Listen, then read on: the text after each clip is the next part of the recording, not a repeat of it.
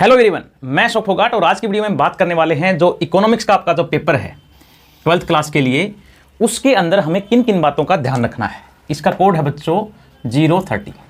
ये जो पेपर है आपका एग्जाम के अंदर आपको ऐसी किन किन बातों का ध्यान रखना है जिससे कि पेपर के अंदर हमारे मार्क्स जो हैं वो मैक्सिमम आए। चलिए वीडियो को शुरू करते हैं। सबसे पहला पॉइंट है कि अगर एग्जाम के अंदर डायरेक्ट क्वेश्चन आए तो सर उसके आंसर कैसे लिखने हैं। वेरी सिंपल, डायरेक्ट क्वेश्चन अगर आपसे मीनिंग पूछा गया है या डेफिनेशन पूछी गई है या किसी चीज़ के टू फैक्टर्स या कोई भी ऐसी चीज़ पूछी गई है जिसको सिंपली आपको टू द पॉइंट लिखने हैं, यानी कि इनके जो आंसर हैं वो टू द पॉइंट होने चाहिए। अननेसेसरी इररिलेवेंट बातें आपको नहीं लिखनी है और खास करके वर्ड लिमिट का मतलब ध्यान रखना है, यानी कि आपके आंसर की जो वर्ड लिमिट है वो उससे ज़्यादा नहीं होना चाहिए। जैसा कि सभी बच्चों को पता है कि 2 मार्क्स के लिए आपकी वर्ड लिमिट 30 to 50, 3 के लिए 50 to 80 और 5 मार्क्स के लिए 80 to 120। आपके एग्जाम के अंदर सभी बच्चे जानते हैं 2 मार्क्स के 5 क्वेश्चन आएंगे, 3 मार्क्स के 5 क्वेश्चन आएंगे और 5 मार्क्स के 3 क्वेश्चन आएंगे। इस तरह से आपका जो टोटल है ये 40 हो जाता है।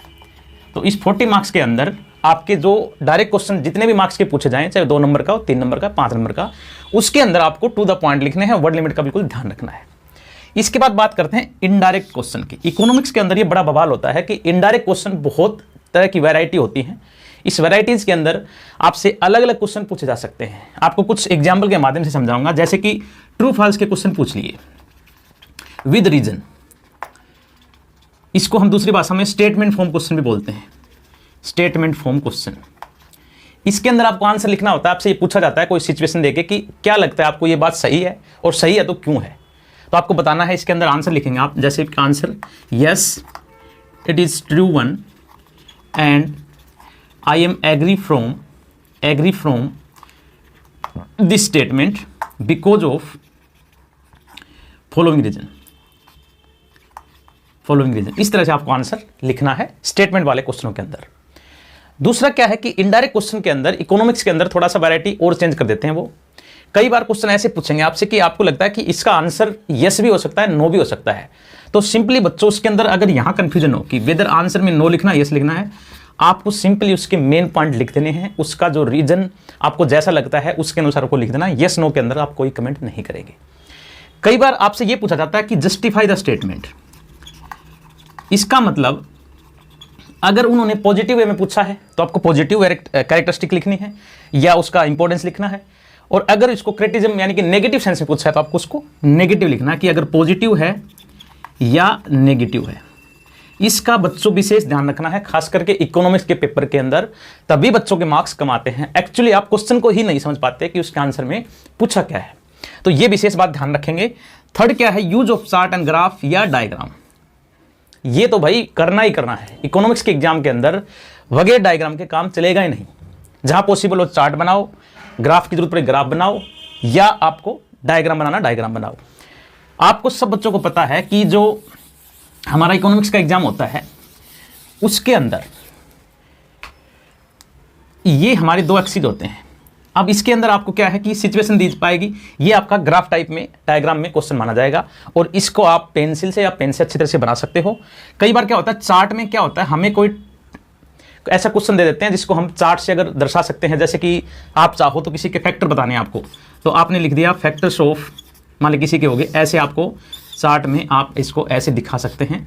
अच्छा लगता है, आपके मार्क्स भी ज़्यादा आएंगे अगर पॉसिबल हो तो, लेकिन ऐसा ज़रूरी नहीं है। ये ज़रूरी है या आपको कोई और डायग्राम्स की इन्होंने पूछा है तो आपको वो ज़रूर लिखना है। नेक्स्ट क्या है कि लॉन्ग टाइप क्वेश्चंस। मैं मेरी हर एक वीडियो के अंदर बोलता हूँ कि जो क्वेश्चन आपके लॉन्ग टाइप्स होते हैं, बड़े क्वेश्चन होते हैं, जो 5-5 नंबर के 3 क्वेश्चन पूछेंगे, उसमें से 1 या 2 क्वेश्चन पूछते हैं, तो उसके अंदर आप इंट्रोडक्शन और कंक्लूजन वाला पार्ट जरूर ऐड करना है, जरूर शामिल करना है। जब उसका आंसर आप लिखेंगे तो क्वेश्चन के अंदर इंट्रोडक्शन और कंक्लूजन जरूर लिखना है अगर पॉसिबल हो तो। टाइम की कोई कमी नहीं है, यहाँ पे 2 आवर्स आपको टाइम मिल रहा है 40 मार्क्स के लिए, तो मुझे नहीं लगता कि टाइम कम है। और लॉन्ग क्वेश्चन के अंदर भी आपको क्या करना है, मेन हेडिंग और सब हेडिंग ये भी टू द पॉइंट होने चाहिए अगर क्वेश्चन आपसे लॉन्ग पूछा है तो। इसमें ये नहीं कि बेमतलब की कहानी बनाते हो। इकोनॉमिक्स के अंदर बिल्कुल टू द पॉइंट आपको आंसर लिखने हैं, इसमें इररिलेवेंट बातें आपको नहीं लिखनी है। नेक्स्ट क्वेश्चन देखेंगे हम। नेक्स्ट के अंदर क्या कहता है, डिफरेंस बेस्ड क्वेश्चन है। ये क्वेश्चन तो इकोनॉमिक्स के अंदर जरूर आएगा। जैसे कि आपसे पूछा जा सकता है कि difference between intermediate goods and final goods, ऐसे कोई भी क्वेश्चन आ सकते हैं। कोशिश करेंगे क्वेश्चन टी फॉर्म में बनाएं, यानी कि पहला हमारा यहाँ पे पहला टर्म इंटरमीडिएट गुड्स, यहाँ पे फाइनल गुड्स, और यहाँ पे एक कॉलम और बना सकते हो बेसिस ऑफ डिफरेंस। अगर उन्होंने कोई स्पेसिफाई नहीं किया है कि भाई किस बेसिस पे हमें डिफरेंस बताने हैं, तो आप कोई भी डिफरेंस लेके आप बना सकते हैं। इसमें कोशिश करना पहले मीनिंग लिखो, फिर आप दूसरा ये लाइन खींच के दूसरा डिफरेंस लिखेंगे और फिर आपको तीसरा डिफरेंस लिखना है।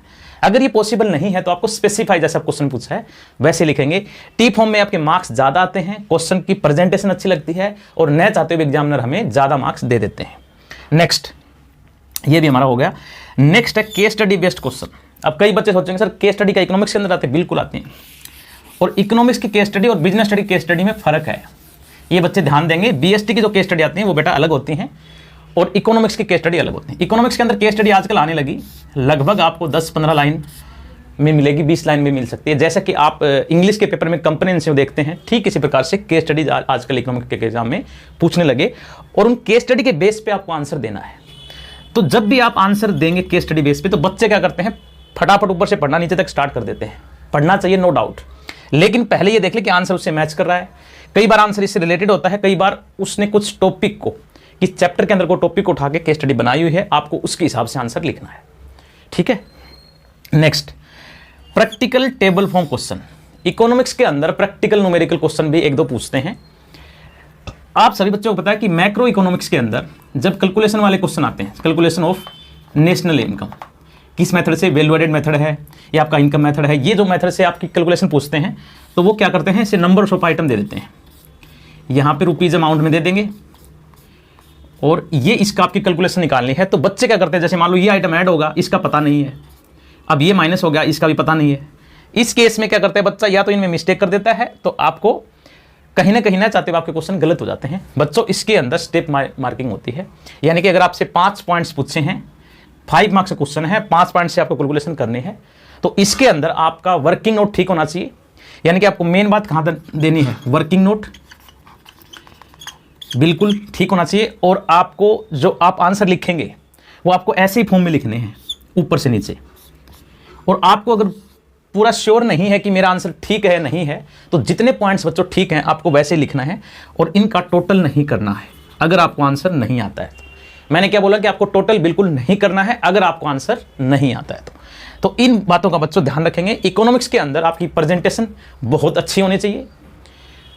पेपर के अंदर कोई भी काटापीटी यानी ओवर राइटिंग बिल्कुल नहीं होनी चाहिए। एग्जाम जो आपका देने जा रहे हो उस समय आपका कॉन्फिडेंस बहुत ज़्यादा होना चाहिए, क्योंकि कॉन्फिडेंस से आपका इकोनॉमिक्स के एग्जाम के अंदर आपको लगता है कि मेरे मार्क्स ज़्यादा आएंगे। ये बहुत ज़रूरी है, हर एक पेपर में ज़रूरी है। और इकोनॉमिक्स के अंदर क्वेश्चन समझने में कई बार दिक्कत हो जाती है, तो बच्चा उसको 2-3 बार पढ़े। आपको 2-3 बार पढ़ने से क्या है ना, क्वेश्चन की एक्चुअली पोजीशन पता लग जाएगी कि इसके अंदर पूछा क्या है। और इसके साथ साथ आपको जितने मैंने बातें बताई इनका सभी का फॉलो करना है, इनका ध्यान रखना है। अभी कुछ स्कूलों के अंदर प्री बोर्ड चल रहे होंगे, आप प्री बोर्ड के अंदर ये टेक्निक्स अपनाइए और 100% आपको बेनिफिट होगा। वीडियो अच्छी लगे वीडियो को लाइक करें, ज़्यादा से ज़्यादा शेयर करें, और अभी तक जिन बच्चों ने चैनल को सब्सक्राइब नहीं किया है वो जल्दी से चैनल को सब्सक्राइब कर दें। वीडियो देखने के लिए आपका बहुत बहुत धन्यवाद।